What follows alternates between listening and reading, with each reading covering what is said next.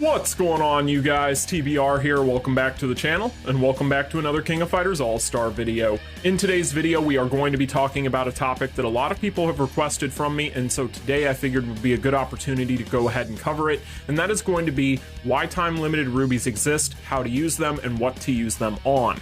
I have noticed a ton of new players have been logging into the game for the first time in the past week or so since the Street Fighter collaboration announcement, and I just wanted to go ahead and give you guys some information that you may not know about spending rubies in this game, including how you can go ahead and convert your time-limited rubies into permanent rubies. So we're going to be talking about quite a few different things in today's video, but before we get into all of that and more, make sure if you guys haven't already done so, you smash that like button and subscribe, and without further ado, welcome back to the channel, and let's go ahead and get into the video. Cue the intro.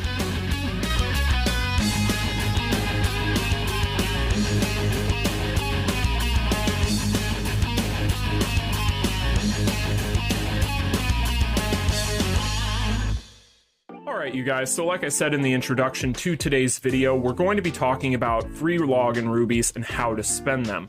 Now, by no means am I going to be going through every single way that you can spend your free login rubies in the King of Fighters All-Star today, but instead what I'm going to be doing is giving you guys some tips on how you could be spending them, and then you can make up your own minds depending on what it is that you need. So the first thing that you need to know is, of course, what are free login rubies? Well, typically speaking, free login rubies, if we go over here to our check-in log, we can see here that typically we're going to have some sort of login bonus that is going to be giving us time-limited rubies, and that is usually going to be heralding some sort of new banner over the course of the next week to 10 days after it begins. So as you guys can see here, this has been going on now for 6 days. We're almost done with it, and tomorrow we should be getting an announcement of some sort of new banner, whether that be a Boss Syndrome Volume 6 or a rerun of Boss Syndrome Volume 1 or a combination of the two.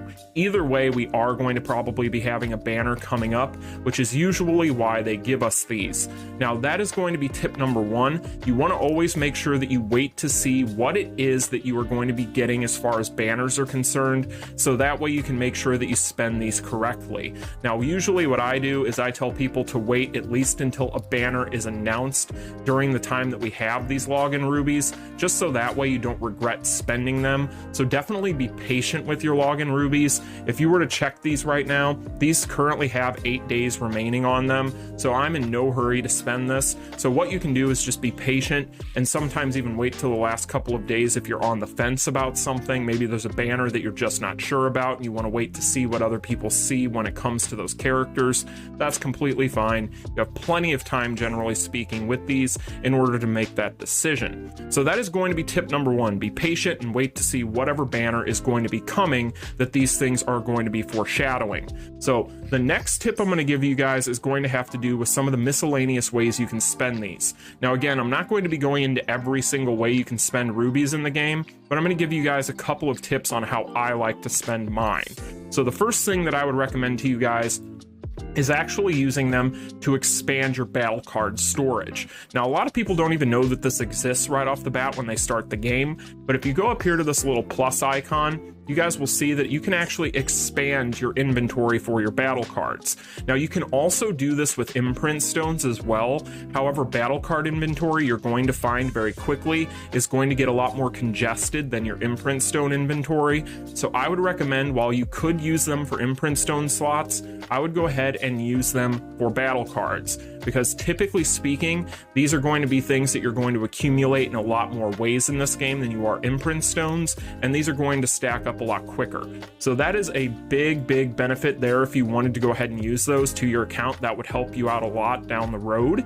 At the beginning, it's not necessarily going to come up as much, but as you get kind of intermediate, kind of into the mid game, this is going to be a bit of a problem for you. So that is going to be the first tip, and like I said, the imprint stones, you can do the same thing, but like I mentioned, I would argue that this is probably going to be the more ineffective of the two options available there. So that is going to be the first couple tips. The next tip that I want to give you guys is actually one that you're probably not aware of. I know a lot of people aren't aware of this one, so I'm going to go ahead and let you guys know how this works. So did you know that you can actually convert some of your limited login rubies into permanent rubies?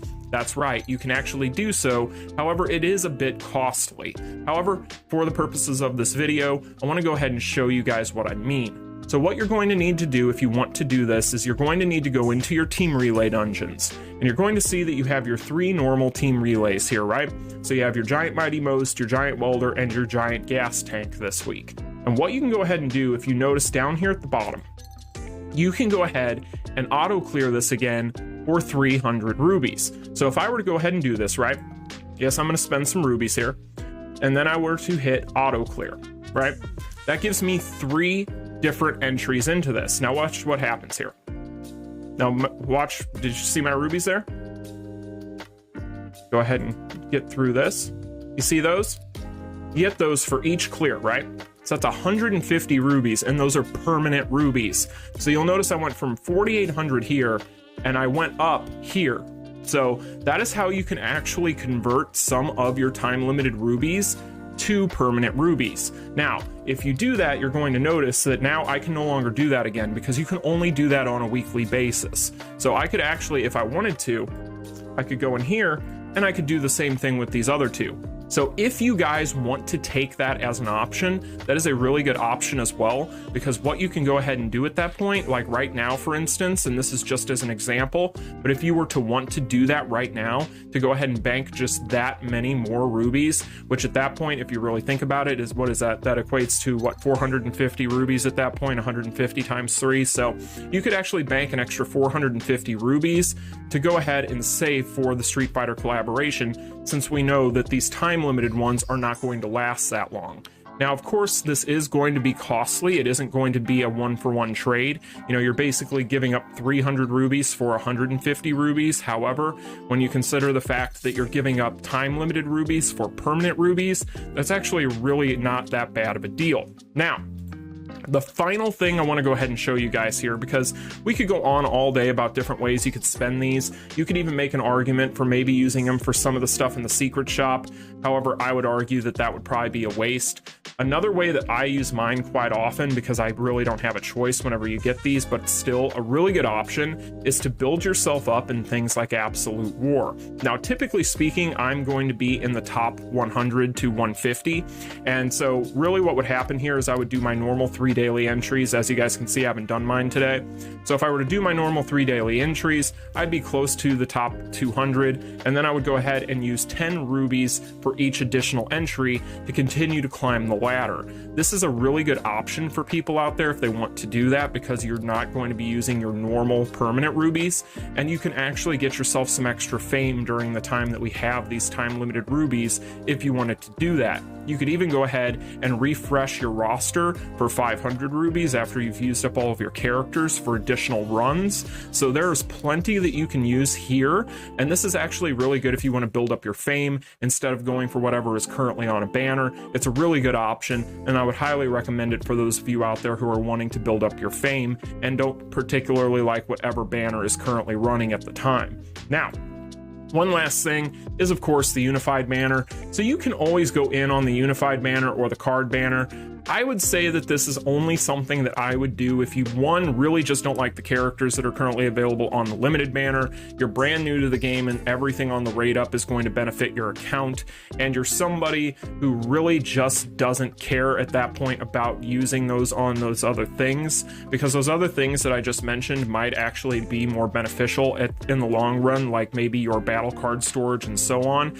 Really, this one is fuzzy because it's up to the person.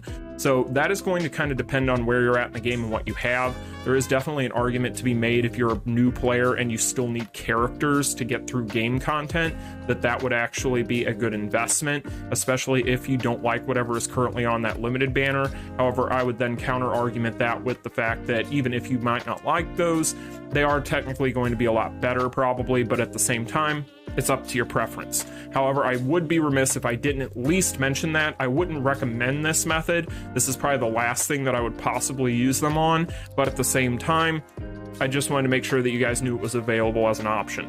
So there's plenty of different ways that you can use rubies in the game. I could go on and on for about 45 minutes on this topic. I really just wanted to go ahead and hammer home those particular details. So in this video, you guys should now know some of the different preferred methods of using time-limited rubies, kind of know why time-limited rubies exist in the first place, and then also know how to convert those to permanent rubies, which is a big deal. So anyway, you guys, I just wanted to go ahead and make this for all of you new players out there, or even some of your intermediates or veterans out there who might not know some of this stuff. So either way, let me know in the comments section down below how you plan on using your time-limited rubies. I'm always curious to hear what you guys think. Like, share, and subscribe on your way out if you enjoyed it and found it informative, and I will see you guys in the next video. You all take care. Peace. Continue.